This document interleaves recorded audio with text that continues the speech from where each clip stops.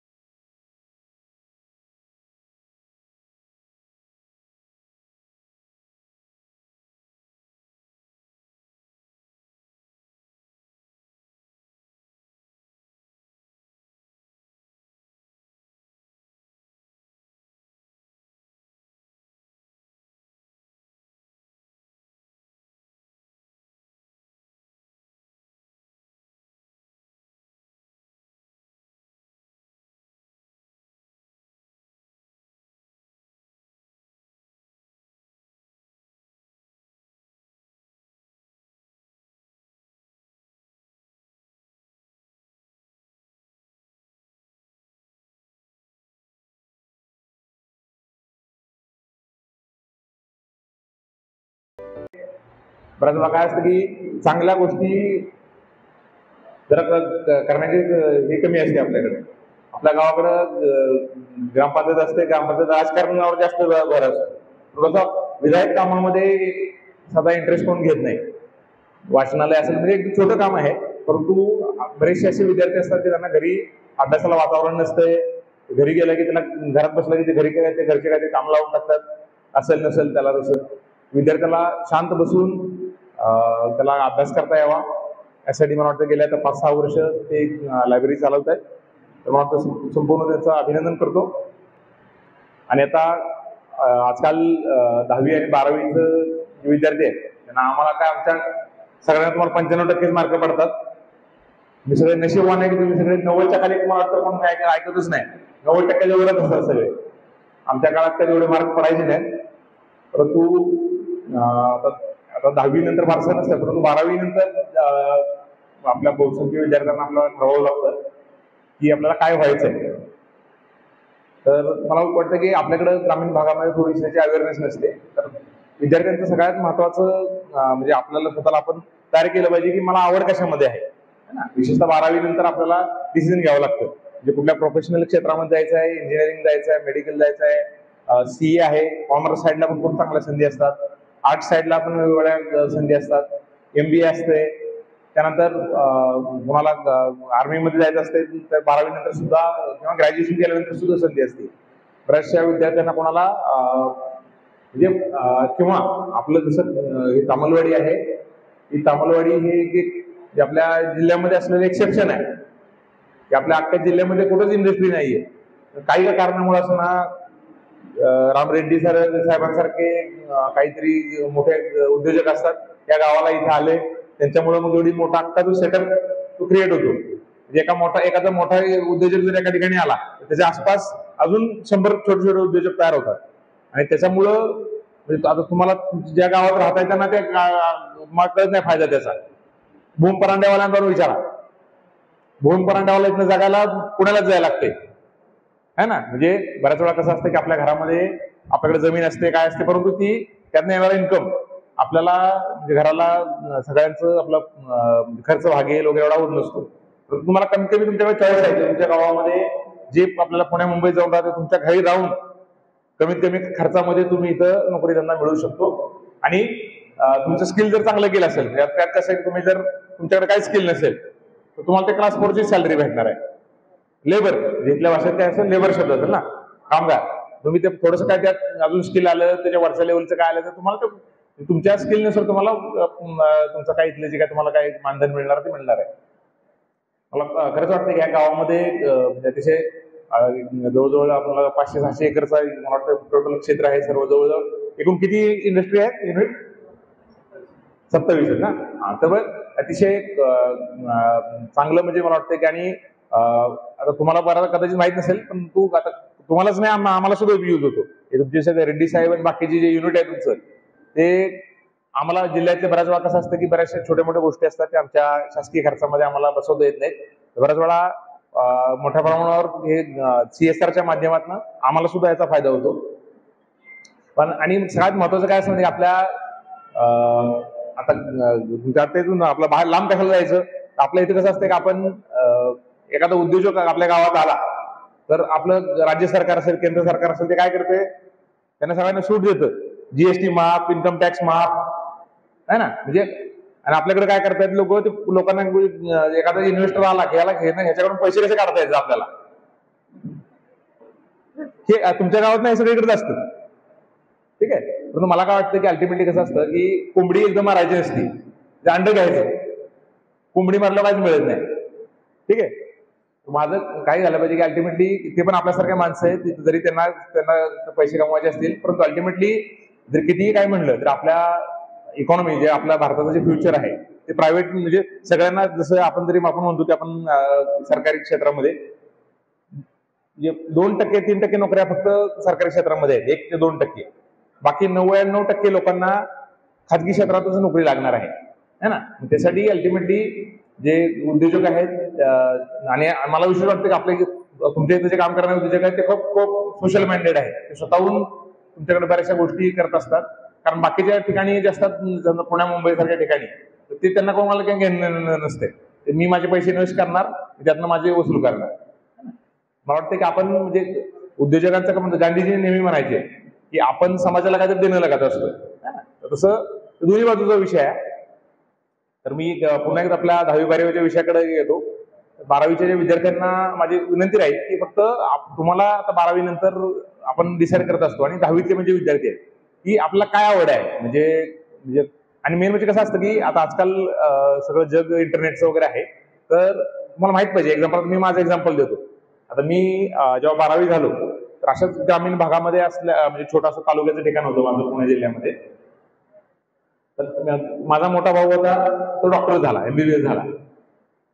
आता माझ्याकडे दोन्ही ऑप्शन होते, मला इंजिनिअरिंगला पण जाता येत होतं आणि मला मेडिकलला पण जाता येत होतं. परंतु आता मी एवढा विचारच केला नाही कधी की मी डॉक्टर झालो काय करायचं असतं. आता माझा मोठा भाऊ झाला, सगळे कौतुक करायचे, डॉक्टर व्हायचं. मी पण झालो डॉक्टर असाच. ठीक आहे. आणि मग नंतर मी जेव्हा मेडिकलला ऍडमिशन घेतल्यानंतर मग मला पहिल्या वर्षी काय जाणवलं नाही, परंतु मी दुसऱ्या वर्षी जेव्हा पेशंटची इंटरॅक्शन असते, म्हणजे पेशंट बघायला जायला लागतं, आपल्याला क्लिनिक म्हणतात त्याला, की म्हणजे सर्जरीचा वार्ड असतो, मेडिसिनचा वार्ड असतो, त्यात आपल्याला बघायला जायला लागतं. मग मी जेव्हा अजून आठवतं मला मला पहिलं पोस्टिंग सर्जरीचं लागलं होतं. आणि मग माझे बाकी समजा, आणि साधारणतः एका बॅचमध्ये आमच्या 25 मुलं असायचे त्या प्रॅक्टिकलच्या क्लिनिकच्या बॅचला. बाकीचे मुलं शिकवायला लागले की ते जाऊन बघायचे, पेशंटला हात लावायचे, काय झालंय, ते सिम्पटम काय, कसं तपासायचं, तिचं ते डायग्नोसिस कसा करायचा. आणि मला ते पेशंटलाच हात लावायचं. ठीक आहे. मग मला ते कळणच काय चाललंय. मग मला पुढचे जवळजवळ 4-5 महिने गेले माझे की बाबा मला हे आवडत नाहीये हे कळायला. ठीक आहे. पण हे असं त्यानंतर मग परत मी दुसरं मेडिकल बाहेर पडल्यानंतर मी परत UPSC वगैरे तयारी केली. परंतु प्रत्येक विद्यार्थ्याला अशी संधी मिळेल असं नाही.